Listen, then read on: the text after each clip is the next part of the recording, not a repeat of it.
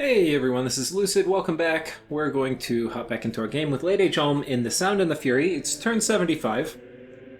Getting very caught up to where I am in turn 81. I am kind of been doing a marathon recording session, which is always painful because you see all the stuff you learned later which you could do better back then. So anyway, Cast Auspex did not find anything. And I think that's about it for the site-searching spells, but down here we finally site-searched the Nidian range, and I had been talking about this for a while because, of course, it's me from the future playing the game, but we found the crypt underneath, which is a great site. 3 death income and then conjuration bonus 20. So that means we are going to be able to do a lot of really good conjuration spells, and there's a few that we really like that we want to cast here. One of them is Fairy Court, and that makes it very, very reasonably priced. And then another is Summon Wraith Lords or Tartarian Gate. So we'll be doing all of those. So that's very good news.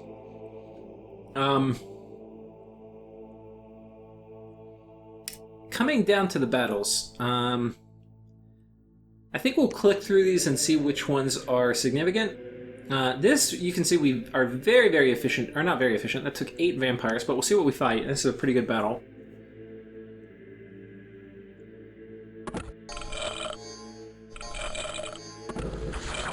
And apparently if you have enough Skelly Spam, that is indeed a good counter to Lemuria.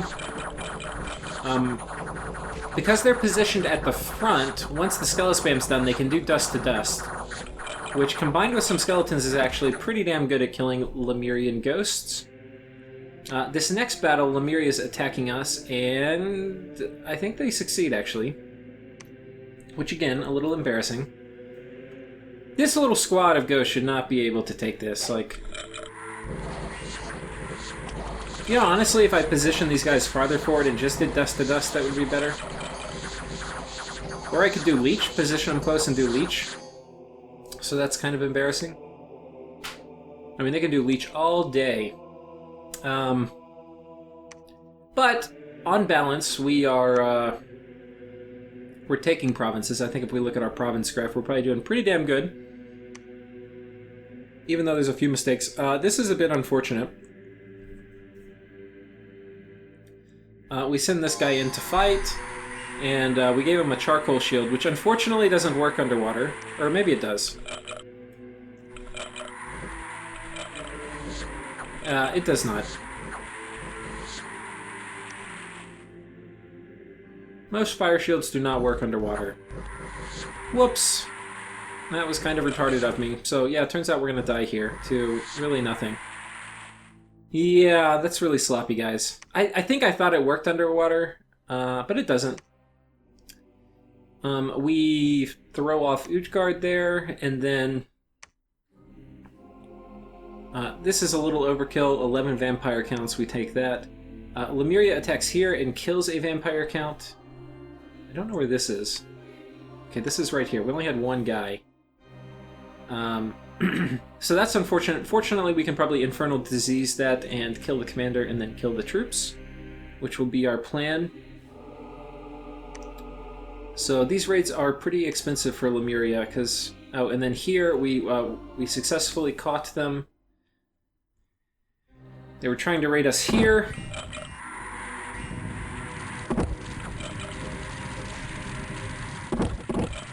And do we get the... We don't get the commander, unfortunately.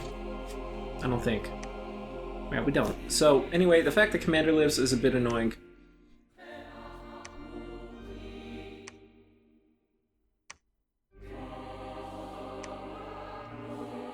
An ancient treasure. 41 gold. So, must have been a lot of inflation since ancient times. I wouldn't call that much of a treasure. There's a battle in the arena. So it's this guy, which, he's got an Amulet of Luck and a Hell Sword, which those are good weapons. We do have, oh, we don't have Spirit Sight, though, do we? I don't think we do, so we'll have trouble actually hitting him. We have Twist Fate, which can be better. I'm not sure. It depends how this guy is going to... Okay, our Water Elemental just walks up and kills him, so that's nice. And then Lemuria fights us for the grand title. And he's just got this guy. Which I think was just like, hey, if we win it, great. But... Okay, turns out we win. And we'll get a Champion's Gladius, which... not that great, since we've already got a life-stealing attack.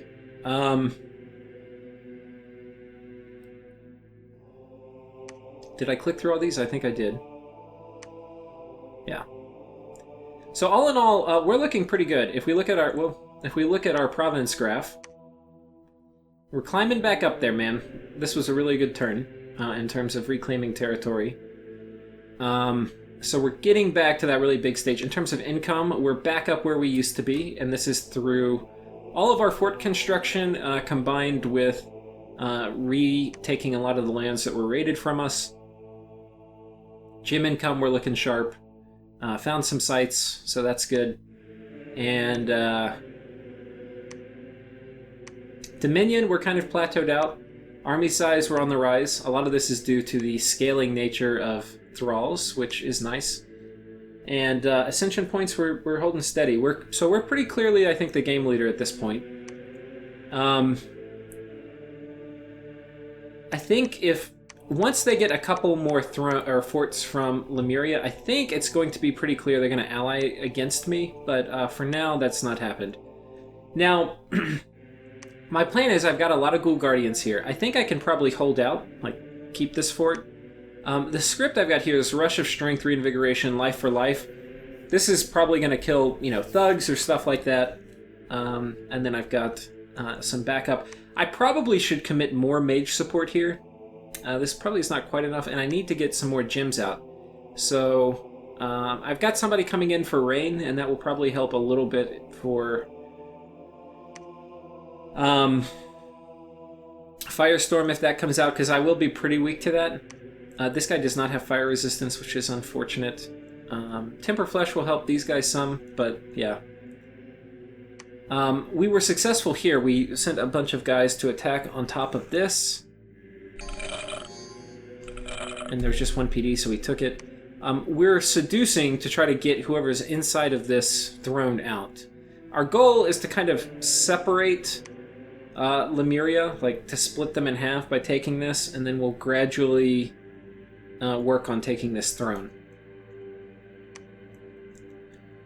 But yeah, this is not a super high commitment attack, and it might be a mistake. Like, I'm thinking I probably should have more mages with this one. And yeah, I need to shuttle more. I need to do a better... One of the things I've kind of been horrible with this whole game is using scouts to shuttle gems and slaves especially to these armies to replenish them. Like, I should have them coming out here. I need more slaves for this group. Yeah.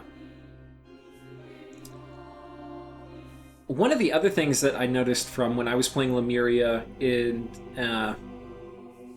Lord of the Flies, and I was fighting Utgard, is they did a very good job of raiding my forts. And when you raid a fort, you shut down ghost production there. So I think that's something else I'm going to try to do soon, is start just raiding and trying to keep somebody on top of each of these forts to just shut down ghost production.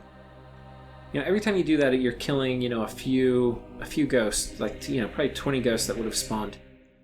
So we are going to try to do that, and it will also shut down, any kind of income that they get from that, or any kind of gold income, which will be pretty small for Lemuria. But the other thing it does is it disrupts their movement, which is something I do like. Yeah, so we're sending in, I think, some more dudes.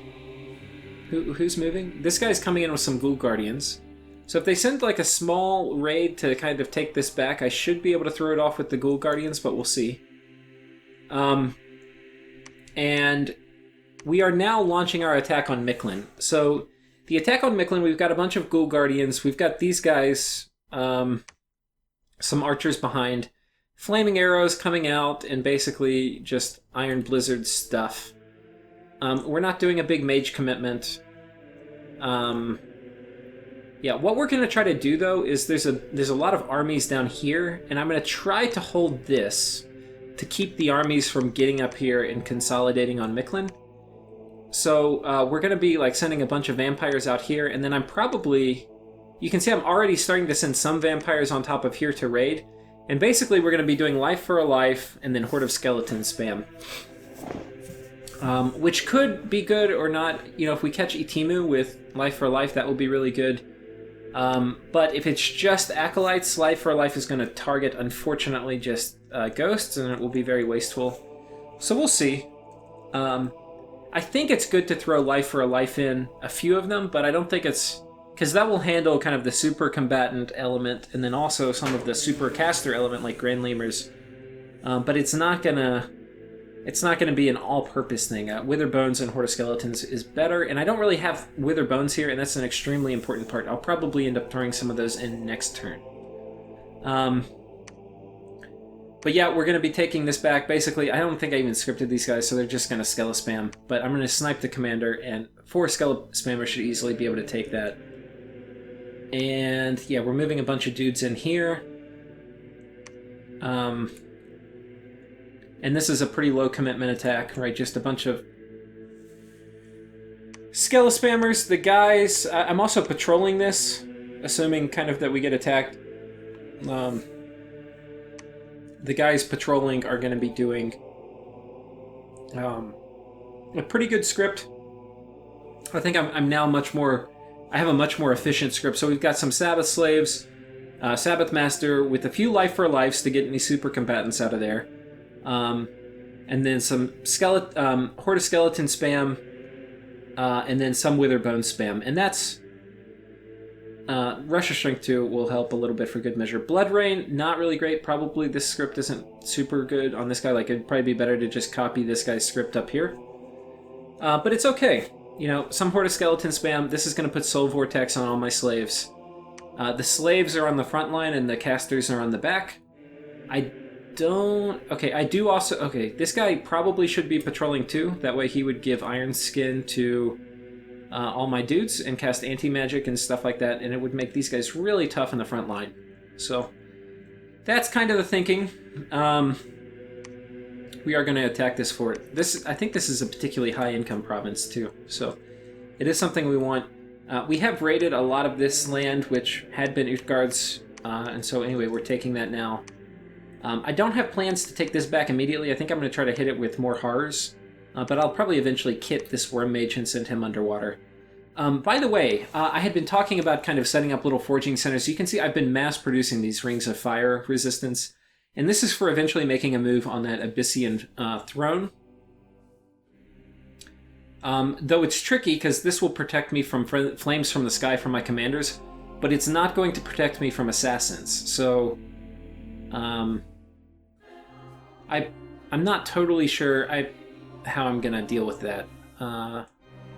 It might be by massing Banes, who should be able to survive flames from the sky. Like, maybe Banes with this will help dilute some of the assassinations enough. But then you get... Because I'm gonna get a lot of the cap-only Leech Assassins, which would kill him unless I put a Rabbitfoot Amulet. So maybe like a Bane plus a Rabbitfoot Amulet and ignore Ring of Fire would be pretty good. That would... The Rabbitfoot Amulet, I think this works in the strategic phase, so this will block flames from the sky, and then it'll work again in assassination attempts against Leech, and then the Bane by themselves can kill... the Banes by themselves can kill the cap-only... the Infernal Disease, so the Disease Demon... assassins. So that might be kind of my plan. I haven't started that. Right now, we're not going to be spending any Astral Gems if we can afford it on anything, as we're saving up for a very, very powerful Arcane Nexus cast. You can see we just finished Enchantment 9, so we have Arcane Nexus available. Let's see if there's anything else we can cast. Demon Cleansing, this could be useful against the Bissia later. So this is something I should think about. What do I need to cast it? It's a water 5, and it's 1 gem. So if I'm water 3 and I put 2 extra gems in it, I should be able to cast it. So that's actually super easy for me to cast. I take one of my water 2s, I give them a 5 gem item, and then I give them 3 gems, and they can cast this. And this will really wreck Demon Lords.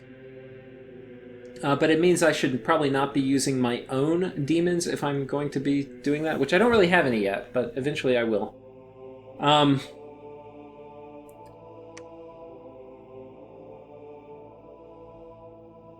This is pretty good. I don't think I have the means to cast that easily, though.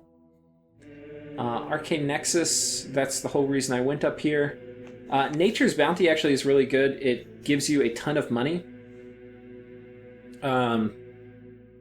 Not a horrible thing to cast. And I do have an enchantment bonus site, so this might be something I put up. This would give me... This would, like, double my income, I think. This would... Yeah, that's something I would not mind, because I would definitely like to turn on mage production at all my forts. And then this is really nice, but you kind of need gnomes to cast this, and I don't really have any. So anyway, good stuff here. Haunted Forest I could put up too, potentially. We're going to rush to Evocation 8, and the reason for that is I can do Astral Tempest. And Astral Tempest works really well when you're able to get Life of Death onto all your living units. Because when they get converted, their second form will not be vulnerable to this. The problem with this is you're going to get a lot of feeble-minded dudes, but for a lot of my guys, they're immortal, and, so what? It will also feeble-mind a lot of Lemuria's dudes, and he will have a kind of hard time getting rid of it. I mean, he'll have to basically cycle through immortals to have them die and hope they kind of come out without feeble-mind. So anyway, pretty good spell, and it will kind of wreck large Lemurian armies. So that's kind of what we're going for Evocation, and then Blood, of course, will be really good. I think some of this is a mistake, like Alt 9 I really need to get. I'm probably not gonna finish Evocation, but go Alt 9 before I go Blood 9. I've waited too long this game to go Alt 9. I think it's kind of a problem. Especially with basically Firestorm being ubiquitous. The only way to really survive Firestorm with a big army is Army of Gold. So it's probably a mistake.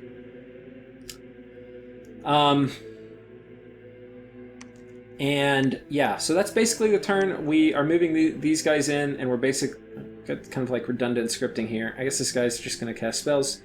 But yeah, we're cordoning off, we're splitting this Lemurian force in two and trying to go after Mictlan. And then we're trying to split this section off from the main Lemurian province and go after this throne. This is a great site, by the way. I mean, they've got like an ancient temple. It's like a forge gem site, in addition to a throne. So pretty cool. Night vision would be nice to have, because my priests will be able to cast Iron Blizzard a lot better. So that would be kind of cool. And I think... Oh, there's a battle here. Let's watch some of these.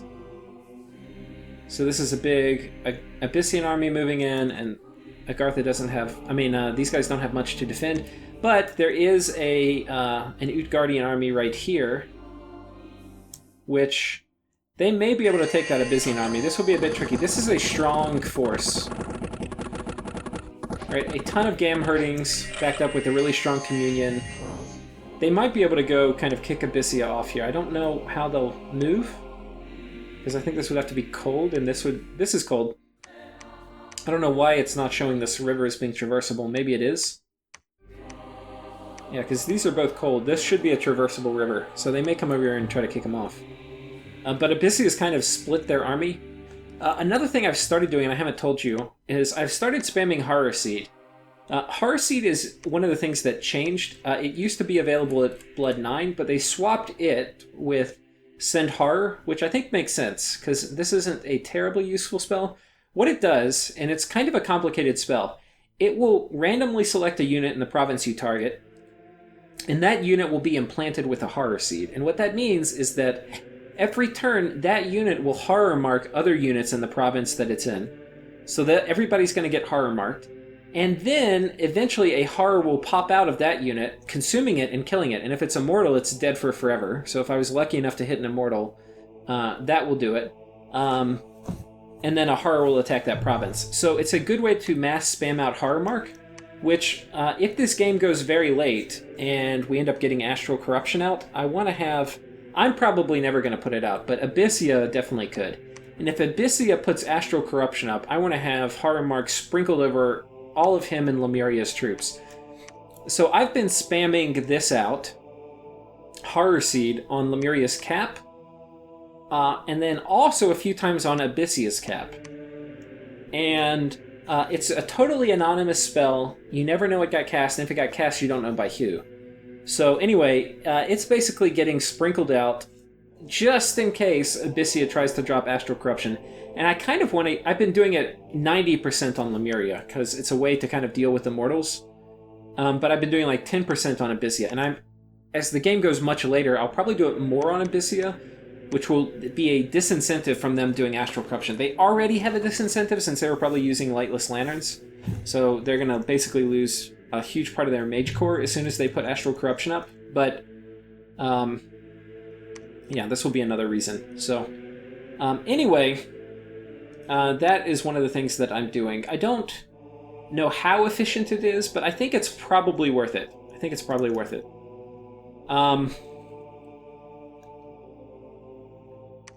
You can see these forts are starting to get filled up. We got like 100 thralls in here. We're getting more. A lot of each of these turns, and I might actually, my current turn is 81. When I get to it, I might play it live. Once I catch up is kind of a celebration of catching up, but then also, it'll be a really long episode. I'll just show you all the micro that's involved in actually playing a Blood Nation in the late game. And trust me, one episode's going to be enough. You're not going to wish it upon yourself again. But I think it's important for you to just see all the micro and then some of the thought process behind everything. And actually, that'll be a fun turn, too, because a lot of my lessons learned from going back and doing the Let's Play, I'll actually apply for the first time, I think, in turn 81. So anyway, that's coming up. We're casting Infernal... This is one of my Infernal Disease casters, which probably, I could have somebody else do it. He just was the vampire that happened to be over on this part of the map. I could have him teleporting around, raiding things, but I'm not. He probably could come up here and do Wailing Winds. That would not be a bad idea up in this area. I think this army's in general not very well reinforced. So, yeah. We're also... Where's my guy? Okay, this guy's still hanging tight. Ritual of Returning. We're very soon probably going to be doing a Death Empowering on him and getting him ready for Arcane Nexus, because we're getting close. I have it researched. And looking at casting it, I probably am going to want like a 300 overcast. And it's different depending on the game, but this particular game, I don't know, I feel like I need a lot. And once I have it, there's a particular strategy I'm going to have to do pretty quickly after I get it up. I'm going to need to start dispelling everybody else's globals, even if I don't fill it up. And the reason is because they may have a hard time dispelling it with a big overcast like that, but one of the ways they can dispel it is by putting up a big blood global like Astral Corruption, and that would potentially overwrite Arcane Nexus. So I don't want that to happen. So if I keep an empty slot at all times, that will allow, basically, when they cast Arcane Corruption or something like that, it doesn't have a 1 in 5 chance of overriding Arcane Nexus. So, anyway. You can see we're doing 3 red seconds this time. One is at 61, one is at 3. So 3 is right here.